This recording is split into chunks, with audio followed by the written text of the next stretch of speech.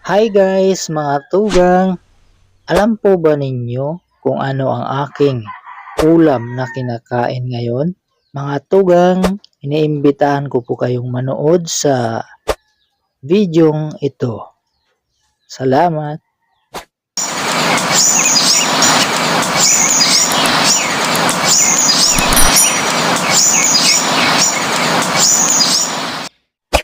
Mga tugang, ang ulam ko po na kinakain ay maliit na uri ng isda na kung tawagin sa Bicol, partikular na dito sa amin sa Camarines Sur, ay talinyasi, na kung saan ay inunon ang luto na binalot sa dahon ng gabi at saka ginataan.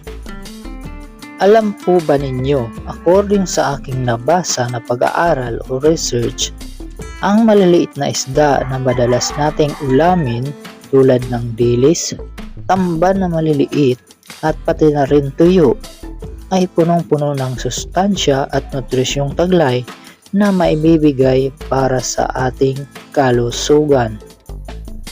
Unahin na po natin dito sa pampatalas ng isip. Ang mga maliliit na isda tulad ng dilis at tamban ay mayaman sa omega-3 fatty acids, lalo na ang DHA.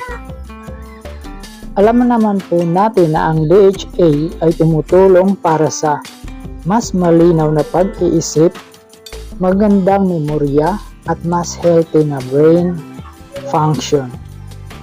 Kaya sa mga estudyante at working adults po diyan ay magandang isama ninyo ito sa inyong diet para sa pampatalas ng isip. Pangalawang benepisyong taglay ay proteksyon para sa ating puso. Ang omega-3 ay tumutulong din para bumaba ang ating bad cholesterol sa katawan. Makontrol ang blood pressure kapag tayo ay mayroong hypertension at mababawasan ang risk ng heart disease. Simpleng ulam lang pero powerful ang benepisyong ibinibigay, hindi po ba? Pangatlo ay makakatulong ito sa pampalakas ng ating mga buto. Isa sa pinaka-advantage ng pagluto at pagkain ng maliit na isda ay nakakain mo pati na rin ang mga buto o dugo nito sa salitang Bicol. Dahil dito, mataas ang taglay na naibibigay nilang calcium at phosphorus na mahalaga para sa pagpapatibay ng ating mga buto at ngipin at pag-iwas sa osteoporosis, kaya magandang gawin itong ulam ng mga bata at matatanda. Pang-apat na nutrisyong taglay ay mayaman ito sa high quality protein. Ang dilis at tamban na maliliit ay may mataas na protein content na tumutulong sa pag-repair ng ating muscle, pagpapalaki ng katawan, kaya't mainam itong ulamin at isama sa diet ng mga nag-gym o bodybuilder. At nagpapalakas rin ito ng ating immune system. Panglima ay nakakatulong laban sa anemia. May taglay din itong iron at gapang minerals na tumutulong para sa mas maayos na blood circulation at pag-iwas sa anemia. Kaya kung ikaw o kung isa kang anemic na tao, lalo na sa mga kababaihan na mayroong buwan ng dalaw at sa mga inang bagong panganak, ay mainam itong pandagdag sa inyong diet. Pang-anim na benepisyo ay mas mababa ang mercury na maaaring taglay ng mga maliliit na isda. Kumpara sa malalaking isda, mas mababa ang mercury content ng maliliit na isda. Ibig sabihin, mas safe silang kainin regularly o araw-araw basta hindi sobra at hindi naman masyadong maalat. Pang-pitong benepisyo, dahil binalutan ito ng dahon ng gabi, itong mismong ulam ko, ang dahon ng gabi ay may taglay na iron, folate, fiber at vitamin A na nakakatulong din sa pag-iwas sa anemia, mas maayos na digestion at mas malakas na immune system.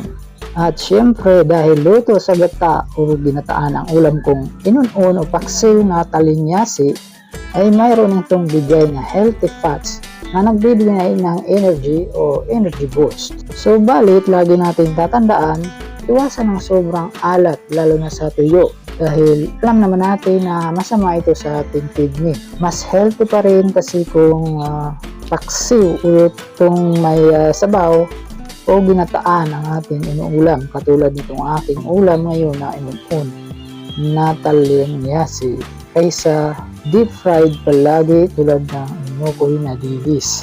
Ngayon, nalaman natin na kung bakit hindi dapat maliitin ang maliliit na isda. Kung nagustuhan mo ang aking video, don't forget to like, subscribe, at i-comment kung ano ang iyong mga paboritong version na masarap na luto sa dilis at iba pang maliliit na isda.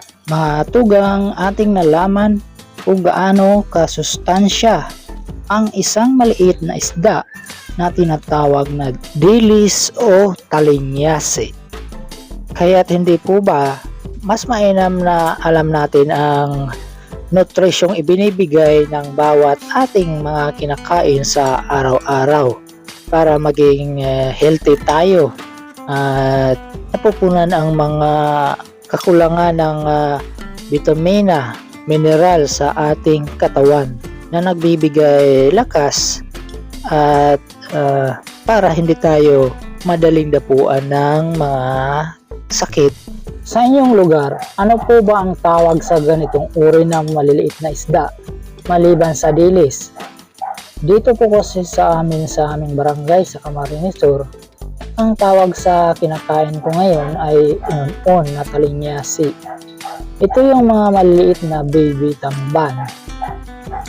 Kayo po, ano po ang masarap at paborito ninyong luto sa ganitong uri ng mga maliliit na isda? Comment down below.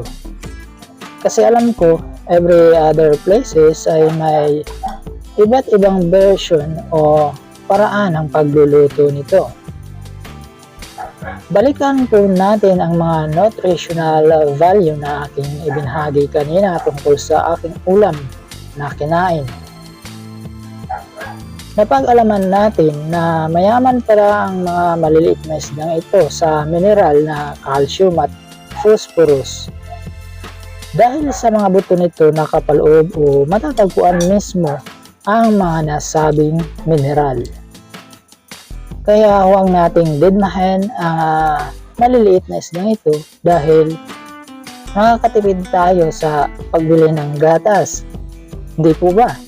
Dahil kung anong meron ng gatas ay makukuha din natin ito sa isdang ito. Mga tugang, may kaunting impormasyon pala akong ibabahagi sa inyo na dito sa aming lugar ay kapag bagong panganak pa lamang ang isang ina ay karaniwang ibinibigay at ipinapaulam sa kanila ang ginataang dilis o ano pa mang maliliit na isda.